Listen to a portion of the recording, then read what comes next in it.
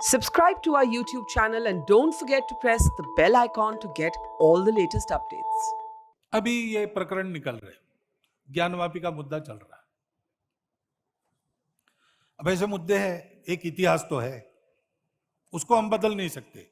वो इतिहास हमने नहीं बनाया, न आज के अपने आप को हिंदू कहलाने वालों ने बनाया, न आज के मुसलमानों ने बनाया। उस समय घटा, इस्लाम बाहर से आया, आक्रमकों के हाथ आया। उस आक्रमण में भारत की स्वतंत्रता चाहने वाले व्यक्तियों का मनोधैर्य खच्चे करने के लिए देवस्थान तोड़े गए, हजारों है। हिंदू समाज का विशेष ध्यान जिन पर है, विशेष श्रद्धा जिनके बारे में ऐसे कुछ है, उसके बारे में मामले उठते हैं। अब इसका विचार क्या करना, ये मुसलमानों के विरुद्ध नहीं सोचता है हिंदू। आज के मुसलमानों के उस समय पूर्वज भी हिंदू थे। उन सबको स्वतंत्रता से चिरकाल तक वंचित रखने के लिए, उनका मनोधैर्य दबाने के लिए किया गया। इसलिए हिंदू को लगता है कि इसका पुनरुद्धार होना चाहिए। हम तो कुछ नहीं कहते। हमने 9 नवंबर को कह दिया कि एक राम जन्मभूमि का आंदोलन था, जिसमें हम अपने प्रकृति के विरुद्ध किसी ऐतिहासिक कारण से उस समय की परिस्थिति में सम्मिलित हुए। हमने उस काम को पूरा किया। अब हमको कोई आंदोलन वगैरह करना नहीं है। लेकिन इश्यूज अगर मन में है तो कुछ उठते हैं। ये किसी के विरुद्ध नहीं है और विरुद्ध मानना नहीं चाहिए। मुसलमानों ने तो नहीं मानना चाहिए, हिंदुओं ने भी ये नहीं करना चाहिए। अच्छी बात है, ऐसा कुछ है, आपस में मिल बैठकर सहमति से कोई रास्ता निकालिए। लेकिन हर बार नहीं निकल सकता। इसमें कोर्ट में जाते हैं तो फिर कोर्ट जो निर्णय देगा उसको मानना चाहिए।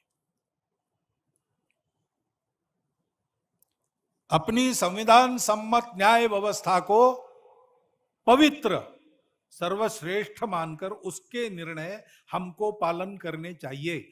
उनके निर्णयों पर प्रश्न चिन्ह नहीं लगाना चाहिए।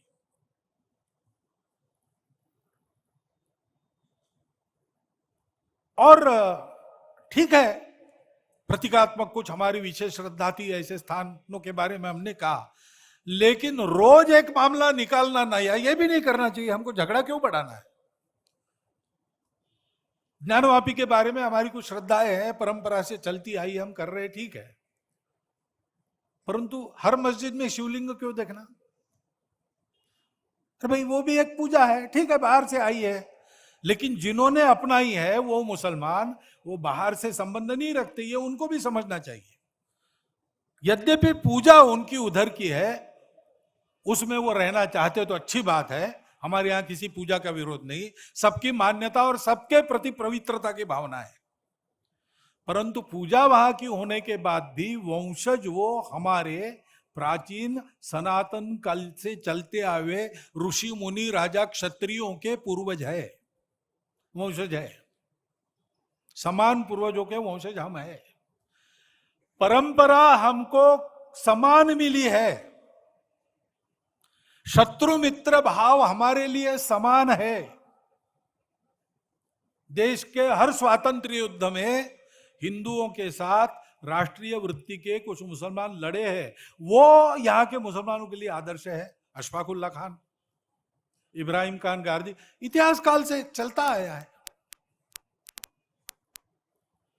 उनका संबंध यहां से है, बाहर से नहीं है।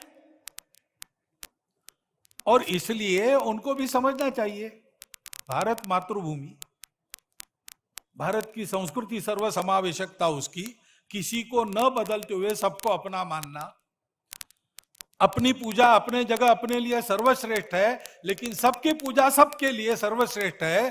किसी की बुराई नहीं करना, मेरा ही सही, ऐसा कट्टरपन और अहंकार नहीं रखना, और जनजीवन में सबके साथ बराबरी में आना।